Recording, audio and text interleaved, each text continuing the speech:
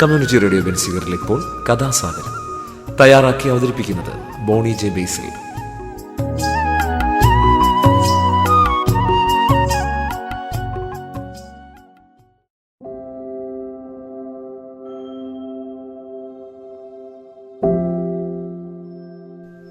നമസ്കാരം പ്രിയ ശ്രോതാക്കളെ, കഥാസാഗരത്തിന് സമയമായിരിക്കുകയാണ്. കഥാസാഗരവുമായി ഞാൻ ബോണി എത്തിയിരിക്കുകയാണ്. അപ്പോൾ നമുക്ക് ഒരു കഥ കേട്ടാലോ? അതിനു മുമ്പ് ആദ്യമായിട്ട് കേൾക്കുന്നവർക്ക് വേണ്ടി ഈ പരിപാടിയെക്കുറിച്ച് ചില കാര്യങ്ങൾ. കഥാസാഗരം കഥകളുടെ പരിപാടിയാണ്. ഓരോ എപ്പിസോഡിൽ ഓരോ കഥ കേൾക്കാം. നാടോടി കഥകളും മുത്തശ്ശി കഥകളും ഇതിഹാസ കഥകളും പുരാണങ്ങളും ഐതിഹ്യങ്ങളും എല്ലാം ഇതിലൂടെ കടന്നു വരുന്നു. അത് മാത്രമല്ല, അവസാനം കുറച്ച് വർത്തമാനമൊക്കെ ഉണ്ട്. ഓക്കെ, അപ്പോൾ അതാണ് ഈ പരിപാടിയെക്കുറിച്ച് പറയാനുള്ളത്. ഇന്ന് ഞാനൊരു ടോം ആൻഡ് ജെറി കഥ പറയാൻ പോയാണ്. ടോം ആൻഡ് ജെറി കഥയെന്ന് ഞാൻ പറയാൻ കാരണം, ഇതിനകത്ത് കേന്ദ്ര കഥാപാത്രങ്ങൾ പൂച്ചയും കുറച്ച് എലികളും ഒക്കെയാണ്. അപ്പോൾ അതുകൊണ്ടാണ് ഞാനങ്ങനെ വിശേഷിപ്പിച്ചത്. എന്തായാലും ഇതൊരു പഴയ കഥയാണ്, വളരെ പരിചിതമായ ഒരു കഥയും കൂടിയാണ്. പക്ഷേ എന്നാലും ഒരിക്കൽ കൂടി കേൾക്കുന്നുണ്ട്, കുഴപ്പമില്ല. അപ്പോൾ നമുക്ക് കഥയിലോട്ട് കടക്കാം, ഇല്ലേ?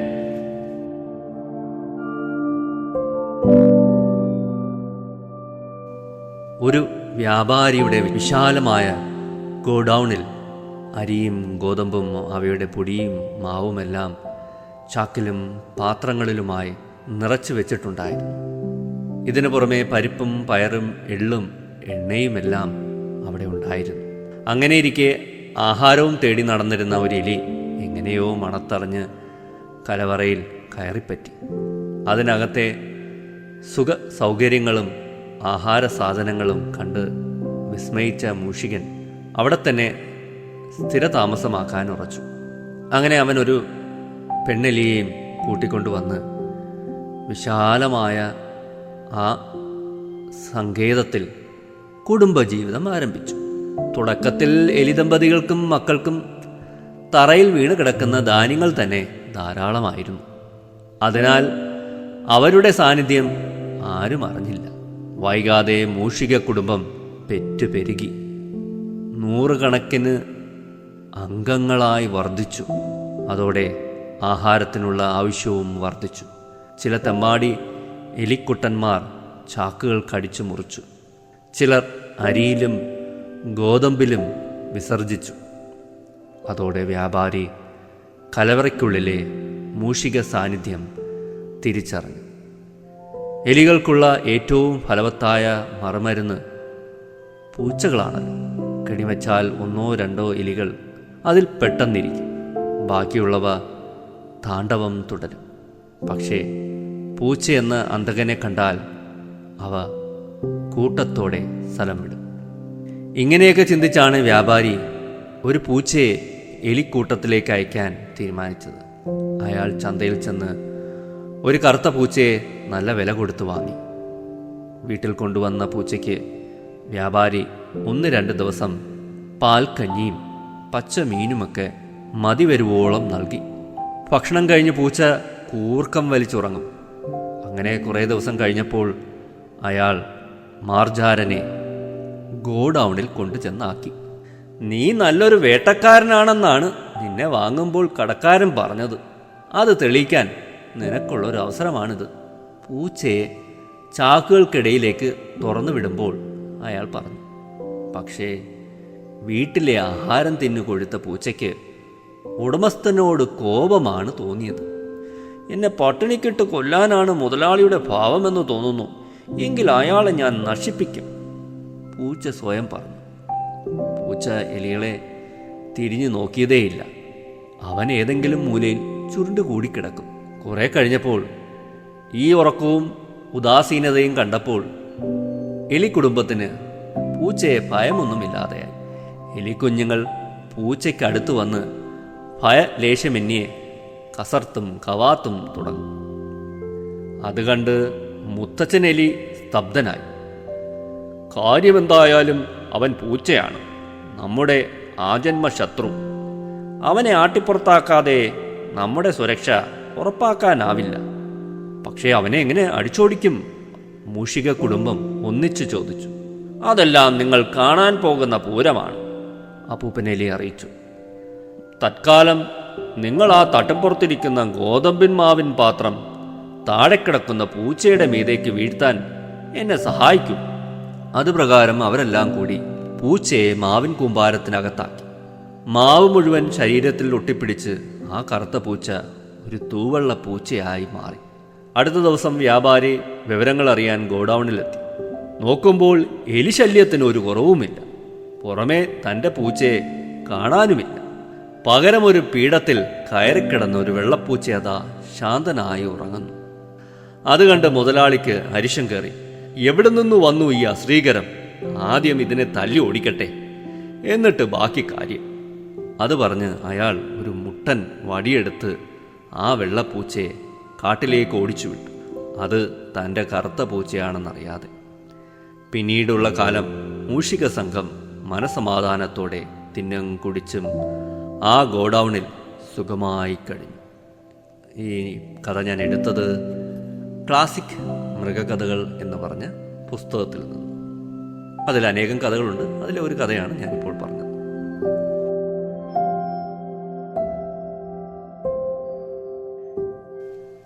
എല്ലാത്തിനും ഒരു കർമ്മമുണ്ടല്ലേ? എല്ലാ ജീവികൾക്കും ഒരു കർമ്മമുണ്ട്. മനുഷ്യരുടെ കാര്യം എടുത്താൽ മനുഷ്യൻ ഓരോ ഘട്ടത്തിലും ഓരോ കർമ്മമാണല്ലേ. നമ്മളിപ്പോൾ ഇലക്ഷൻ വരുമ്പോൾ അല്ലേ, നല്ലൊരു പൗരനായിട്ട് അല്ലേ നമ്മൾ വോട്ട് രേഖപ്പെടുത്തണം. ആ കർത്തവ്യം നമ്മൾ നിർവഹിച്ചില്ലെങ്കിൽ നമ്മുടെ രാജ്യം നല്ല ഭരണകർത്താക്കളുടെ കയ്യിൽ എത്തിച്ചേരുകയില്ല.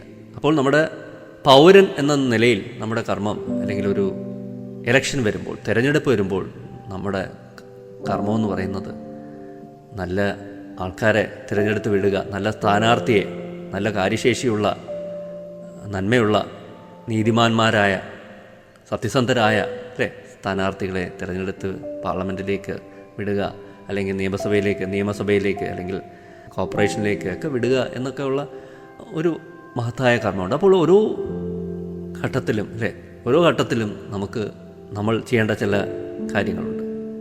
ഓരോ അവസ്ഥയിലും നമ്മൾ ചെയ്യേണ്ട ചില കാര്യങ്ങളുണ്ട്. അത് കറക്റ്റായിട്ട് നിർവഹിക്കുക. അതുകൂടി നമുക്ക് ഈ കഥയിൽ നിന്ന് മനസ്സിലാവും അല്ലേ. നമ്മൾ ആ കാര്യം നിർവഹിക്കാതെ പോയാൽ ചിലപ്പോൾ നമുക്ക് ആപത്ത് വന്ന് പതിക്കും. ഒരു പട്ടാളക്കാരൻ, അതിർത്തി കാക്കുന്ന പട്ടാളക്കാരൻ ഉദാസീനത കാണിച്ചാലോ ശത്രുക്കൾ നുഴഞ്ഞു കയറും അല്ലേ. അതിലെന്തെങ്കിലും സംശയമുണ്ട്? തീർച്ചയായിട്ടും നുഴഞ്ഞു കയറും. അത് അയാൾക്ക് തന്നെ ആപത്താവും. അയാളുടെ ജീവൻ തന്നെ ആപത്തിൽ ചെന്ന് പതിക്കും. ശത്രുക്കൾ നുഴഞ്ഞു കയറിയാൽ തീർച്ചയായിട്ടും കയറുമ്പോൾ വകവരുത്തുന്നത് ചിലപ്പോൾ ആ സൈനികനെ കൂടിയായിരിക്കും. അപ്പോൾ അത്രയ്ക്ക് ജാഗ്രത പുലർത്തേണ്ട ഒരു കർമ്മമാണ് അല്ലേ സൈനികൻ്റെ. അതുപോലെ പോലീസ് ആരായാലും അല്ലേ, ജഡ്ജിമാരായാലും ഇവരെല്ലാം അവരവരുടെ കർമ്മം യഥാസമയം നിർവഹിച്ചില്ലെങ്കിൽ എന്തൊക്കെ പ്രശ്നങ്ങളാണ് ഉണ്ടാവുക. ഒരു വ്യക്തി എന്നുള്ള നിലയിൽ അല്ലേ എന്തുമാത്രം വേഷങ്ങളാണ് നമ്മൾ ചെയ്യുന്നത്. നമ്മുടെ ജോലി സ്ഥലത്ത് നമുക്കൊരു വേഷമുണ്ട്. ഒരു ഗൃഹനാഥൻ എന്ന നിലയിൽ നമുക്കൊരു കർത്തവ്യമുണ്ട്.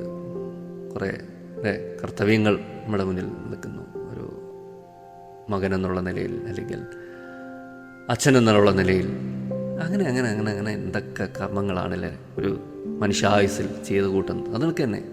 അതൊക്കെ ഒന്ന് ഓർമ്മപ്പെടുത്തുന്ന ഒരു കഥ കൂടിയാണെന്ന് വേണമെങ്കിൽ ഇതിനെ വ്യാഖ്യാനിക്കാം. എല്ലാം നമ്മുടെ വ്യാഖ്യാനങ്ങളാണ് അല്ലേ. ഇവിടെ പൂച്ച ചെയ്യേണ്ട ഒരു കർമ്മം ഉണ്ടായിരുന്നു, അത് ചെയ്യാൻ പൂച്ച മറക്കുകയാണ്. അപ്പോൾ തീർച്ചയായിട്ടും ശത്രുക്കൾ, അതായത് മൂഷിക കുടുംബം, അത് മുതലെടുക്കുകയാണ്. അപ്പോൾ ആ പൂച്ച ആ കർമ്മം ചെയ്തിരുന്നെങ്കിൽ ഈ ഒരു അപകടം ആ പൂച്ചയ്ക്ക് ഉണ്ടാവില്ലായിരുന്നു. ഇതിനൊക്കെ മനുഷ്യർ അല്ലേ ഇപ്പോൾ ചെയ്യേണ്ട ഒരു വലിയൊരു കർമ്മം മറന്നിരിക്കുകയാണ്. എന്താണ്? പ്രകൃതി സംരക്ഷണം തന്നെ. നമ്മുടെ സമുദ്രത്തിൻ്റെയൊക്കെ നിരപ്പ് ഉയർന്നുകൊണ്ടിരിക്കുകയാണ്, കരയിലോട്ട് കയറിക്കൊണ്ടിരിക്കുകയാണ്. അപ്പോൾ പല പഠനങ്ങളും പറയുന്നുണ്ടല്ലേ, നമ്മുടെ അന്തരീക്ഷ താപനില ഇങ്ങനെ ഉയർന്നു കഴിഞ്ഞാൽ കടൽ കരകയറും, കടലിൻ്റെ ലെവല് ഉയരും. കടൽ വെള്ളം ഉയരുക എന്ന് പറഞ്ഞാൽ കരയിലോട്ട് അത് കടന്നു കയറും എന്നുള്ളതാണ്. കടൽ കവർന്നെടുക്കും എന്നുള്ള വസ്തുതയാണ് നമ്മൾ മനസ്സിലാക്കേണ്ടത്. കണ്ടൽക്കാടുകൾ, മാംഗ്രോവ്സ്, ഇതൊക്കെ കടന്നുകയറ്റത്തെ തടയുന്നതിന് വളരെ ഫലപ്രദമാണ്. അപ്പോൾ ഈ കണ്ടൽക്കാട്, കടലിലും അല്ലെങ്കിൽ കായലിലുമൊക്കെ രൂപപ്പെടുന്ന കണ്ടൽക്കാട് ഒരു ഒരു ബഫർ സോൺ കണക്ക് അല്ലേ, ഒരു കരയൊക്കെ രൂപപ്പെടുത്താറുണ്ട് അല്ലേ, എൻ്റെ ചുറ്റും ഒരു ബഫർ സോൺ കണക്ക് അല്ലേ പ്രവർത്തിക്കാറുണ്ട്. അപ്പോൾ ഇത്തരം കടൽക്ഷോഭങ്ങളും കര കയറാനുള്ളൊരു പ്രവണതയൊക്കെ ഉണ്ടാകുമ്പോൾ ഇതൊരു തടസ്സമാണ് അല്ലേ, ഒരു പ്രതിരോധമാണ്. അപ്പോൾ ഇത്തരം കാര്യങ്ങളൊക്കെ തീർച്ചയായിട്ടും അല്ലേ മനുഷ്യർ ശ്രദ്ധിക്കേണ്ട ഒരു കാലം കൂടിയാണ്. അപ്പോൾ നമ്മൾ അങ്ങനെ ശ്രദ്ധിച്ചില്ലെങ്കിൽ, ഞാൻ പറയുന്നത് നമ്മുടെ കർമ്മങ്ങൾ നമ്മൾ നിർവഹിച്ചില്ലെങ്കിൽ തീർച്ചയായിട്ടും വലിയ പ്രയാസങ്ങളായിരിക്കും ഉണ്ടാകാൻ പോകുന്നത്. അതുകണക്ക് തന്നെ നമ്മുടെ ആരോഗ്യത്തിൽ ഈ അന്തരീക്ഷ താപനില ഉയരുമ്പോൾ തീർച്ചയായിട്ടും, അല്ലെങ്കിൽ കാലാവസ്ഥാ വ്യതിയാനം നമ്മുടെ തലച്ചോറിനെ വരെ ബാധിക്കുമെന്നാണ് പറയപ്പെടുന്നത്. UCL നടത്തിയൊരു പഠനം, UCL എന്ന് പറയുമ്പോൾ യൂണിവേഴ്സിറ്റി കോളേജ് ലണ്ടൻ നടത്തിയൊരു പഠനത്തിൽ ഇതിനൊക്കെയുള്ള നെഗറ്റീവ് ഇമ്പാക്റ്റ്, ഈ ഇത്തരം കാലാവസ്ഥാ വ്യതിയാനങ്ങൾ മനുഷ്യൻ്റെ ബ്രെയിനിലൊക്കെ ഉണ്ടാക്കുന്ന ആഘാതം, അതിനെക്കുറിച്ചൊക്കെ പറയുകയുണ്ടായി. അപ്പോൾ 19 neurological conditions, stroke, migraine, Alzheimer's, meningitis, epilepsy, sclerosis തുടങ്ങിയ അസുഖങ്ങൾ വരാൻ ഈ അന്തരീക്ഷ അല്ലെങ്കിൽ കാലാവസ്ഥ വ്യതിയാനം മൂലം സാധ്യതയുണ്ട്, അല്ലെങ്കിൽ അന്തരീക്ഷത്തിലുണ്ടാകുന്ന ഈ മാറ്റങ്ങൾ കാരണമാകുമെന്നൊക്കെ ചില പഠനങ്ങൾ, എത്രയോ കാലത്തെ പഠനങ്ങൾ എന്നൊക്കെ മനസ്സിലാക്കാൻ സാധിച്ചത്. അതായത് 1968 മുതൽ 2023 വരെ നടത്തിയ 332 പഠനങ്ങൾ ഉണ്ട്. അതിൽ നിന്നൊക്കെ അവർ മനസ്സിലാക്കിയത് ഇത്തരം കാലാവസ്ഥാ വ്യതിയാനങ്ങളൊക്കെ ഇത്തരം അസുഖങ്ങൾക്കൊക്കെ കാരണമാകാറുണ്ട്. പ്രത്യേകിച്ച് ഹീറ്റ് വേവ്സൊക്കെ അല്ലേ, ഉഷ്ണ തരംഗമൊക്കെ ഉണ്ടാകുമ്പോൾ ഇത്തരം അസുഖങ്ങൾ കൂടുതൽ വരികയും, അല്ലെങ്കിൽ ആൾക്കാർക്ക് ഇത്തരം അസുഖങ്ങൾ ഉണ്ടാവുകയും, ഡിമെൻഷ്യ പോലുള്ള അസുഖങ്ങളുള്ളവർക്ക് ഇത് വളരെ ഇത്തരം കാലാവസ്ഥാ വ്യതിയാനങ്ങൾ പ്രതികൂലമായി ബാധിക്കുകയൊക്കെ ചെയ്യുന്നുണ്ട്. അപ്പോൾ അങ്ങനെ അസുഖങ്ങൾ വരെ നമ്മുടെ അല്ലേ കാലാവസ്ഥാ വ്യതിയാനമായിട്ട് ബന്ധപ്പെട്ടിരിക്കുകയാണ്. ഞാൻ പറയാൻ ഉദ്ദേശിച്ച വേറൊന്നുമല്ല, നമ്മൾ അല്ലേ കാലാവസ്ഥാ വ്യതിയാനമാണ് നമ്മൾ ഈ കാലത്ത് കൂടുതൽ ജാഗ്രതയോടെ നമ്മൾ പ്രതിരോധിക്കേണ്ട ഒരു കാര്യം എന്ന് പറയുന്നത്. അപ്പോൾ മനുഷ്യർ ഇപ്പോൾ യുദ്ധത്തിലൊക്കെ ശ്രദ്ധ തിരിക്കുമ്പോൾ നമ്മൾ ശ്രദ്ധ തിരിക്കാതെ പോകുന്ന ഒരു കാര്യമുണ്ട്, ഈ കാലാവസ്ഥാ വ്യതിയാനം. അതിനെ പിടിച്ചു കെട്ടാനൊന്നും നമ്മൾ ശ്രമിക്കുന്നില്ല. അതിനു വേണ്ടിയിട്ടുള്ള ദ്രുതഗതിയിലുള്ള ചില തീരുമാനങ്ങളും നടപടികളും നമ്മൾ സ്വീകരിക്കേണ്ടിയിരിക്കുന്നു. അതൊന്നും നമ്മൾ ചെയ്യുന്നില്ല എന്നുള്ള സങ്കടകരമായ അവസ്ഥ കൂടി ഉണ്ട്. അത് കൂടി ഈ അവസരത്തിൽ ഓർമ്മപ്പെടുത്തിക്കൊണ്ട് ഇന്നത്തെ കഥാസാഗരം ഞാനിവിടെ അവസാനിപ്പിക്കുന്നു. അടുത്ത എപ്പിസോഡിൽ നമുക്ക് പുതിയൊരു കഥയും കുറച്ച് വർത്തമാനമായിട്ടൊക്കെ വീണ്ടും കേട്ടുമുട്ടാം. ഇത്ര നേരം എന്നെ കേട്ടുന്ന എല്ലാവർക്കും നന്ദി, നമസ്കാരം. Signing off, Boney.